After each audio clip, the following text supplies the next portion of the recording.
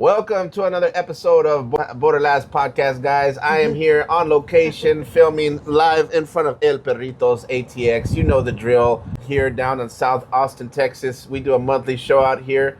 And also, this is where I record my podcast. And I got a good friend of mine today, Miss Valerie Lopez. Hello.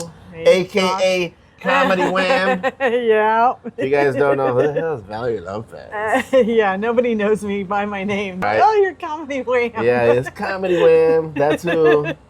So he came by and gifted me with a little book here, a little pen, some stickers. As thankful as always. Valerie's always been a very big supporter of the comedy scene, and I don't think a lot of people realize how much of a treasure she is for us.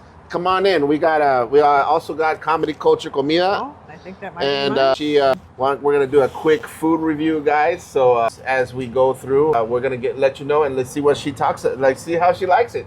Yeah. So just a little background of Comedy Wham, guys. So the last time me and Valerie actually got together was back in 2020. Good Lord, what happened in 2020? That's when things started opening up slowly. Or in Texas, nothing ever closed. Nothing really closed, but nothing really was open. It didn't make any sense. Yeah.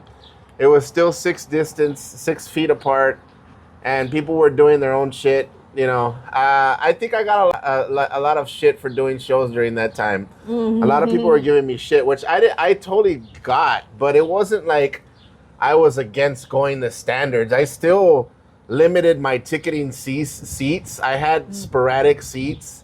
I had masks. I had I did everything in the book to produce a show at that time. And people are like, how can you keep doing that? I'm like, I'm not going crazy in my mind. Really tough on the It was comedy tough for a lot of scene. people, especially on their mental health. A lot of people, like including my family, my brother had some rough times during that time. It's a lot of work to make it work. But in the end, that's when I think I was starting to go out, and I think we were doing podcasts at the time, and I think it was you invited me to do one of your podcasts, and that was the last time. That was 5 years ago. Yeah. So, but it's all in good because we've seen a lot of evolution of comedy. You and I seen a lot of, and this is why I was always scared to ask people to do my shows, because after COVID, I didn't know who was doing what. And I actually been hitting up a lot of people. Shout out to homie Robert Segovia, owner of Fallout Shelter. And Fallout needs your help, folks. Yeah, and they're struggling right now with flooding. Sorry. No, you're good. We're gonna touch on that. And so I didn't know he stopped doing comedy. Completely, really? I think so. Yeah. And because I hit him up for a couple shows, and I'm like, hey Robert, I would love for you to be part of my show, and then he just kind of told, hey man, I don't really do stand-up that much anymore. I'm involved, but I'm not really involved. And I was like, oh man. So it's like this whole time I've been hitting him up, but like I'm not realizing, like, hey man, COVID put a lot of people out in general. Thank you. It did. And so, and that's where I say it kind of, and I'm not saying this happened to Robert, but I'm just giving an example because that just kind of came to my mind real quick. But you don't know how much that affected people, and like their continuation. Maybe it was an epiphany for people, like, what am I doing with my life in stand-up? You know what I mean? What is the purpose? Yeah. And that's where I kind of I see new comics now, and I'm like, I try to get them aligned. Like, what's your purpose, bro? Like, what are you doing? Yeah. And I'm not trying to be that unk comic or that, that old guy. If they come to me and they ask for me advice, I'll give them advice. But when I see comics doing the same thing I used to do that didn't work, I try to make it to it. Like, hey man, maybe there's very different scene today. Yes, and it's a brand new, younger scene, and you've seen it yourself, like I said. And guys, if you're just not now joining us, I'm talking about Comedy Wham. And if you don't know the history behind Comedy Wham, Comedy Wham has been a website, part of Austin scene. Maybe you want to. 2014 is when Comedy Wham started, and then the website started probably in 2006, late 2016. That's when the podcast started. Yeah. In January of 16. So we're about to hit 10 years of this shit. So what is it? So can you give me a good rundown of what it is? Yeah, so we cover the Austin scene. I have a podcast. I'm on hiatus this summer just because June was an awful month for me. So I'm taking a break. but we've got podcasts. We're covering the Cap City FPIA contest. There you go. So we got live, updates there. I've written articles for all sorts of places. Austin Chronicle, the Barbed Wire. I've actually been starting to write for the San Antonio Current, which is kind of cool. So I really just cover the Austin scene. We'll do show reviews. So little plug here that if you want your show reviewed, hit me up at Comedy Wham on Instagram, and we'll come out to your show and give you a little review. And that's kind of like basically a press kit for yourself. Yeah, so take word, guys. Make sure you add that down, comedywham.com. There's a place for you to go there, submit your shows. I forgot about the fucking events page. That's like the biggest thing. Yeah, we try to list all of the comedy events. I don't post them. It's all producers and bookers who submit through an easy little form. So it's for Austin comedy by Austin comedy. Yeah. We just provide the platform. Pretty much. And this was a concept that was developed among a lot of old guards. Yeah, Fast Comedy. Shout out. And how did this evolve? How did it come about? So I have a web designer, and he was looking, and I was thinking about creating an events page, but I didn't want to step on Last Gas Comedy's toes, who was the place for the events. And, much smaller scene back then. I mean, the number of shows per night was like 3. Right. Crazy night would be 4. So, guys, just a little background while she finishes her last bite.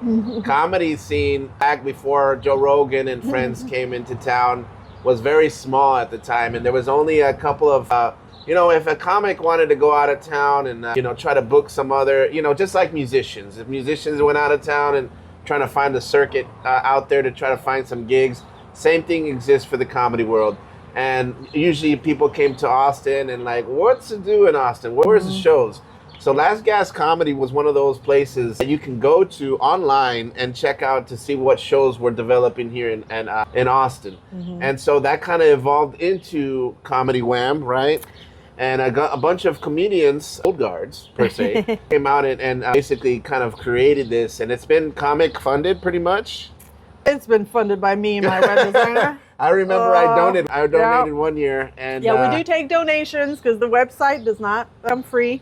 And neither do these stickers. And neither do the stickers or the little notebooks or the magnets. Yeah. So make sure you guys go out there and support. Again, this is just for your benefit, also comedians' benefit.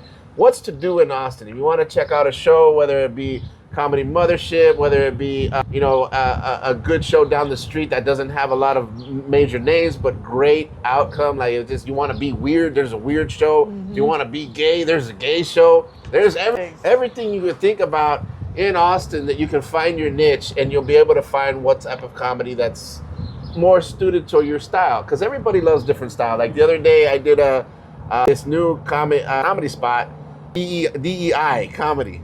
And it was very gay friendly, very liberal, and I love it because it's very woke per se. But it was very more encouraging as far as we don't want a certain style of comedy around, and that's okay. There's nothing wrong with that, and it's been a small resistance to the big Kill Tony and all the Joe Rogan Club coming in and doing a lot of comedy out here. It's something a little bit different that you can go to, and it was actually pretty fun because there's a lot of stuff that I have that I can work on that's not gonna probably be the best for a conservative crowd. You know what I mean? There's a platform where people can talk about that stuff. But it's not about who likes who or whatever. It's not political. It doesn't always have to be political. It's just a way of people understanding each other, and I think having different platforms like that really shows how diverse Austin is and how it can be, and especially in the comedy scene, how kind of segregated it is, and just having that observation as a comedian, and having an option like Comedy Wham and an option like DEI is really great. And growing as a comedian has helped me out and prepare for different stages and stuff like that. So Austin has been like a huge hub, mecca, overload of open mics per se. Yeah. Even shows seem like open mics now, but to each his own. Yeah. I'm not gonna judge. People are still learning, and this is a great place to learn. And you can even take it with a grain of salt, you know, as far as the people coming in. These people coming in Austin and California, they might say, you know, you can have different ways about it. You can embrace it as well. Hey, you know what? People came in. There's more people doing more shows. people. There's more comedy. There's so Thank God. There's somebody. There's what? At first, I was a little resistant because I was like, damn, all my spots got taken up. But then there were so many more spots that I didn't know existed. So I was like, hey, you know what? This is great. And I go into shows not knowing any of the comedians, which is kind of a little bit of a relieving. You know, I really liked you. You know, they become more supportive than, Yeah. I don't like that guy. so, but it happens to everybody. But as you have your comedy events page and you got, and you do, what else do you do on that particular website? What is, do you have any like statistics on how many, like how much it's grew since then, or like how many you started off followers and now you have like, so like I know you've grown a lot. I have, yeah. And it's been like kind of consistently, and nobody knows who you are. I know, all the new people have no idea who I am. You know, I get lots of appreciation from the people that were in the scene before. Yeah. Because they've seen how it's grown and improved over the time.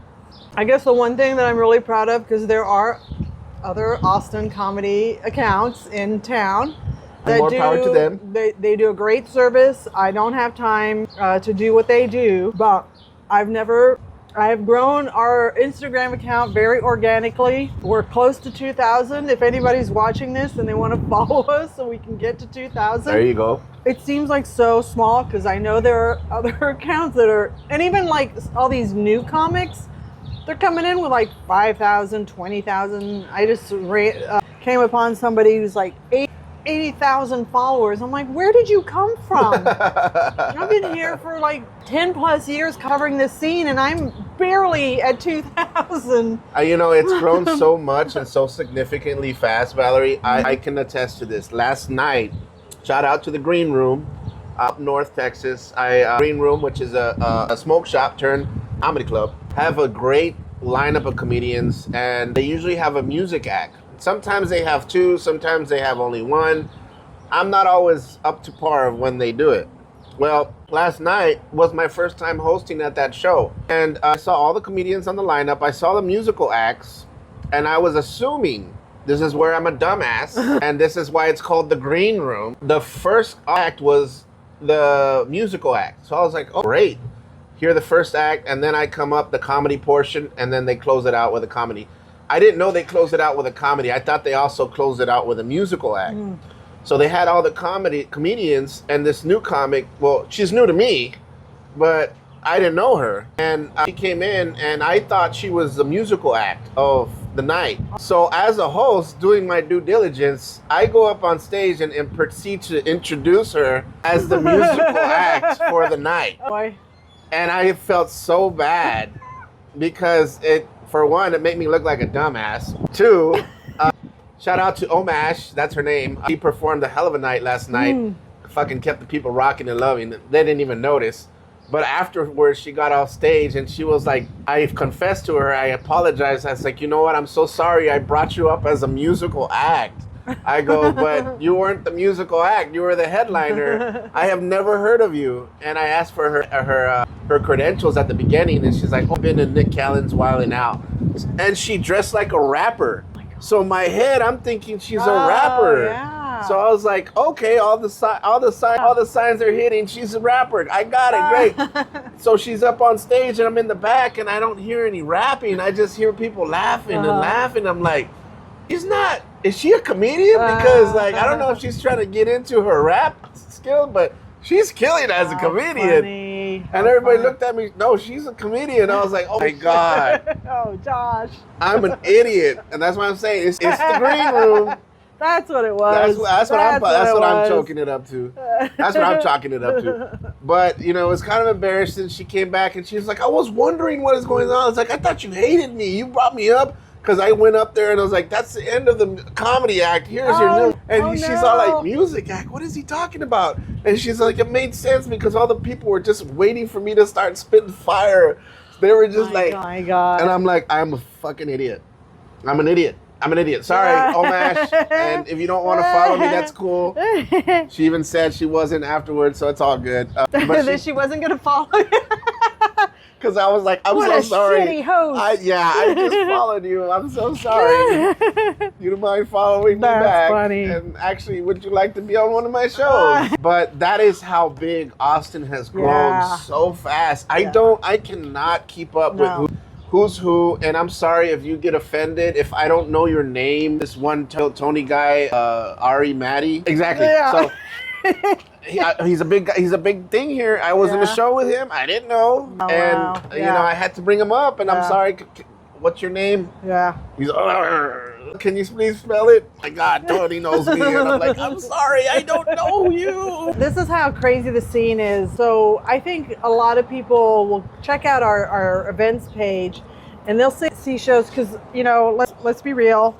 I cannot get to all of the shows to know which one is actually happening or not happening, to pull it from the page. Right. But again, it's submitted by bookers, and the bookers have the responsibility to let me know when a show is canceled. Right. And some do and some don't. And I'm victim of that. And so, you know, people will think, you know, we're woefully out of date. And I will, every once in a while, I'll kind of do a check, and I'm like, we're not bad. I mean, it's not 100%. It's accurate. Not 50%. It's somewhere, you know, probably 80. It's very hard to manage, you know, especially if there's so much going in now. Yeah. And I could only imagine like that would be a very tasking job to try to figure out what shows. And I'm being honest too. I've been one of those comics that have submitted to one of her websites, and I totally forgot to tell them that I don't have that show anymore. Yeah. So every once in a while, there's little angels that say, "Hey, I don't think this show's happening anymore." Yeah. And if you do, guys, find that out on the page, send her a message. Send me a message. Yeah. I'll pull it. I'm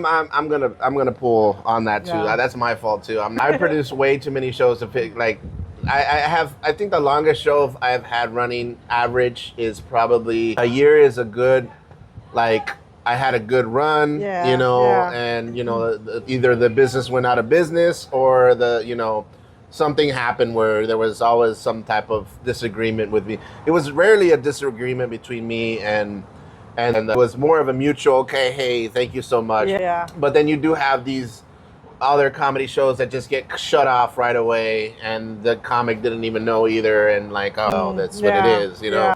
I had a stand-up showcase that I produced out in Lakeway, and is that done? It's done, but they're hoping, because it's a venue that's right on the lake, right? And the GM knows me really well, knows that I put on a good show, right? He's hoping to bring me back for the fall and winter months. Okay. And their business is down a little bit more. Yeah. Because they know now exactly how to market it to get people in the venue, which you know, brings them more money. But during the summer, they make plenty. Right, they don't need that. They don't really need comedy. The other day, and it's so easy to not be a good host and producer. And I think a lot of times people create their own shows and don't realize all of the work that goes into making it last and be good for the business, especially. Exactly. That's why I get canceled. I mean, sometimes it's no effort or reflection on our effort. Right. But sometimes if you've got somebody that has no sense of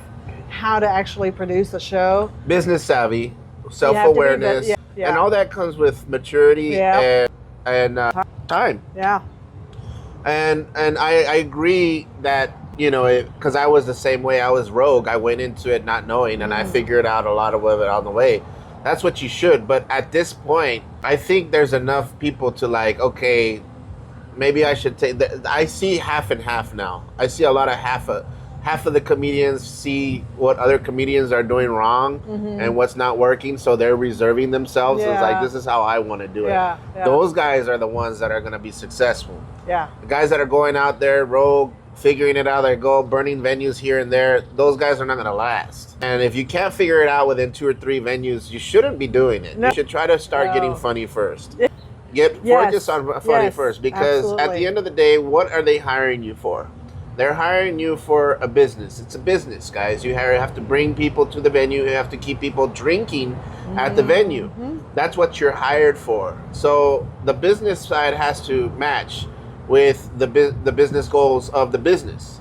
So you kind of have to align yourself. What is it that they want on a Tuesday night? What is it that they want on a Wednesday night? What is their goal? How much do they want to sell? And you really have to break it down to that. But let's say you produce a show and your headliner calls in. Who's going to take over? That's you, baby. That's you got to headline that show. You signed the contract. And a lot of comics are not prepared for that. And that's what I'm trying to say is that you gotta be get funny first. Yep. That way you don't set up yourself for failure at the end.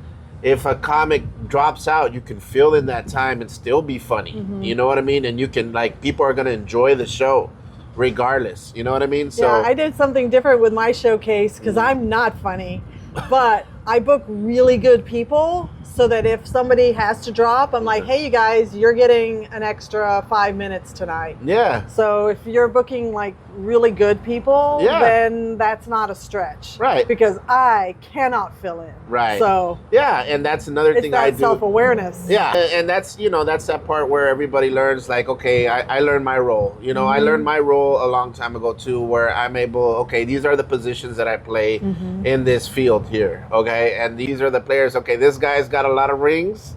I'm going to let this dude fly. All right? Yeah. This guy's got about 3 championships. All right. He's a feature.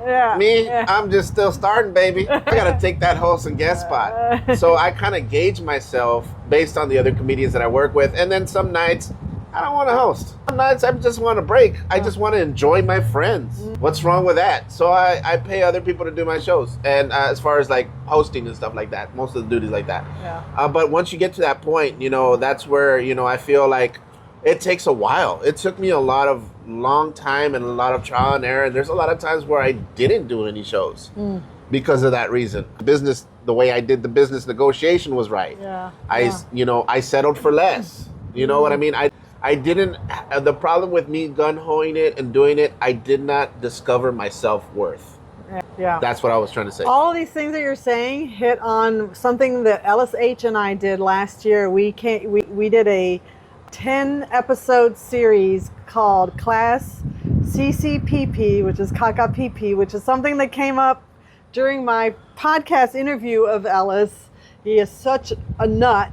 And we came up with this 10-part series, and it's really cool. So if you're a new comic, it kind of walks through all these things that you and I have been talking about that we figure out through time. Yeah. And there's so many new comics that it's like, hey, go check out this. And they're short episodes, so like 30, no more than 30 minutes, because we wanted to keep it moving. But it highlights a lot of the things that people may not realize when they're going into comedy. Right. And is that on the comedy website as well? It is on the Comedy Wham so check podcast. That out. Yeah, follow our podcast. Check that out, guys. So many gems on that website, guys. You can go and check out and make sure you support Valerie and the whole madness of Comedy Wham. And again, there's other comedy outlets you can also reach out to. Shout out to them as well. They're doing great stuff, keeping the comedy scene alive. And I think they've also, there's a couple of them here that have been as long as we've been out here. And so it's really great to see it boom and grow and have enough mutual respect. Everybody's working together on the same plan, which is to make a great scene. And ultimately, that's what it's all about, is making a great scene. And I think Valerie should be commended for that, for the past 5 years that I've known her, and the progression of Comedy Wham and how much success it has been. And also, too, August 6th, I think August 6th or 5th or 6th, whichever day it falls on a Tuesday, that is my Funniest Person in Austin competition night. Yay. So Valerie will be covering there those nights. So come check it out. She'll probably have some cool stuff developing there. It's a contest that happens every year. I don't win. I don't give a fuck. It's fun for me. It's fun, It's fun for me because, you know, everybody, I get a tape out of it, you know, and last year, I was a little disappointed. They put me up first, you know, but, you know, it's a competition, you know, and I'm not, it's so many comics now. It's just so many comics. Like, before I used to place, and now that I can't place, I'm like. I used to know, like, every person in every lineup. And now I look at the lineups because we do, like, a tracker of all of the rounds, and I look at the lineups, I'm like, I'm lucky if I know 3 names on a given night. It's madness. It's really a lot, and which really has shown how much Austin has grown, you know, as far as comedy scene as well. So what else can you tell me about Comedy Wham? What do you got coming up? So personally, since my stand-up showcase is on hiatus, I have been taking improv classes because I thought I want to do something fun because I know that as a stand-up, I'm okay. I have, a role that I can fill as a stand-up, but improv just seemed like a lot of fun. Yeah. And I developed a brand new improv show that is kind of getting up and running, and it's really cool. It's called Improv Vintage. And the idea is we ask the audience to bring vintage items, and then we call on a couple of people. We do an on-stage interview, and then me and my troupe, we play scenes. And we've had a handful of shows at Cold Town. We're getting our premiere at Fallout on the 22nd. That's awesome. At 7 p.m. And because I'm old, I tell the directors of the theaters I need to be on an early show. So I've been nailing that 7 p.m. time slot. Hey, there's a time and place for it. Yeah, everybody says, again, you will come to Austin, you will find your niche. Something, yeah, absolutely. So that's great. So, and that's another thing about the podcast episode, podcast website, guys. It does have improv as well. Yes, so this is all things comedy, all not things. just stand-up. We just happen to be stand-ups. Yeah. But everything comedy, improv and podcasts, shows, even in also different cities too. Houston, you have a connection out there, and Dallas. So she showcased a couple of shows there on the website. What's going on? If you just even take a trip to Austin and you want to venture out, there's also a lot of different comedy resources there you can reach out to as well. One other thing that we do on our Instagram account, if you are a producer or a booker and you want, because all of our followers are like organically grown, so they are like true comedy fans, local. If you pay us like $20, we will do like daily stories. We'll put you on our grid. We'll help you with the promotion. So, it's not the power of an Austin Chronicle or ad or anything, but it's also not budget busting. Right. And it helps us kind of offset our costs. Yeah, that's definitely, it's always about mutual bartering system. Yeah. It's always been that way before government. So, but this has been a really great treat. I finally get to have the woman behind the madness, and it allows me to talk about the comedy scene in Austin, which is part of my podcast, Comedy Culture Comida. And as you can see, we also did a quick food, scarfed it out. So tell me, last portion, what did you think about the tacos? Yeah, so I got the street tacos, the carne asada, and they were very good. Like when I go to a new place, because I've never been here before, I usually start really simple before I go. Like I was interested in their drowned tacos, but I'm like, that's a little ambitious. I gotta start simple, and I love this. The tortillas were like perfect tenderness. The carne asada was very good. I'm not an onion fan, so they were very nice in saying, no onions. And I thought that was like a perfect meal. And agua frescas too. Oh yes, and this watermelon. Oh God, so good. Not sugary at all. Like I really hate those super sugary drinks. Yeah, he uses a different type of sugar that's not too. You can actually taste the watermelon flavor. There you go. So there you go. Kudos. Well, there you go. You heard it from the horse's mouth right here. I myself had a burrito today, guys. I'm saving this guy for later. This is my Verde. He had a burrito special today, so that's my go-to for today. Every other episode, I just told Valerie I've been ordering almost every other weekend, and I'm blowing up blowing up, and not on the internet that I want to, guys.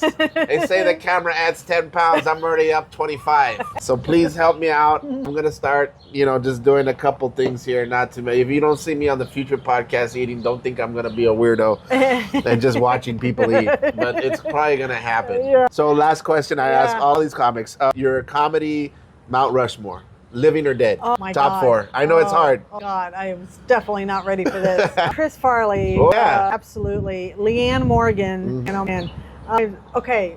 Just because I just saw her special, and she did our online shows, which is amazing. Steph Tolev, she is going to be household name. She's hilarious. In no time. She is hilarious. That special, if you haven't seen it, Filth Queen, I think. Oh my God, her opening scene, brilliant. Her set, my son does not often watch specials with me, but I turned it on because I'm like, hey, Steph did our online shows during the pandemic, and she always crushed it. Yeah. And he got to laughing, and I'm like, oh, okay, so that's 3. So Chris Farley, Leanne Morgan, Steph Tolev. Oh God, I'm gonna go local, and I'm gonna say Vanessa Gonzalez. Vanessa Gonzalez, yes. Vanessa Gonzalez is a real treat. Texas, born from Laredo. She started off as the old scene. Yeah. And she was definitely up and coming, and I think she went out to LA and then She went out to LA. Her big break came for opening for Chelsea Handler. Yeah, She okay. was touring. yeah, so And- she's doing great things. I claim her as Austin. Yes, we do. So yes, we do. that's a great perspective. A lot of people, living or dead, they tell me, some great people. Chris Farley is definitely improv, not this is Yeah, I stand up, but know. it's all comedy Yeah. involved. But see, I ask people too because that also influences your style of comedy. You know what I mean? And it's just like when people tell me that that doesn't really influence them, I'm like, that's not who you really like. I was like, there's somebody in there like Andrew Dice Clay or something like that. But no, this has been great. Thank you so much for joining me. thank How can you. people find you online? So obviously you can go check out comedywham.com, the website. We also have a YouTube channel. We put recordings out there for the podcast, and special things will be out there too from time to time. We need more followers on YouTube, so please just, Like and follow, subscribe. smash that button. Then on Instagram, that's where we're most active, Comedy Wham, and follow and tag us on your shows because we'll reshare no matter what. So your shows can be reshared to our audience, and we've got this new project, Improv Vintage. Follow that at Improv Vintage and come check out our show. It's really fun. It's like Antique Roadshow goes crazy. There it is, guys. This has been another episode of BorderLaughs Podcast, guys. If you like this segment, please like and subscribe, follow, and make sure you follow us here at BorderLaughs Podcast, giving you the funniest stuff, funniest things here in Austin comedy, and also giving you some special treats on El food Perrito. reviews at El Perrito, guys. Thank you so much. Delicious. My name is Josh Castro. Atehuacho. Thank you.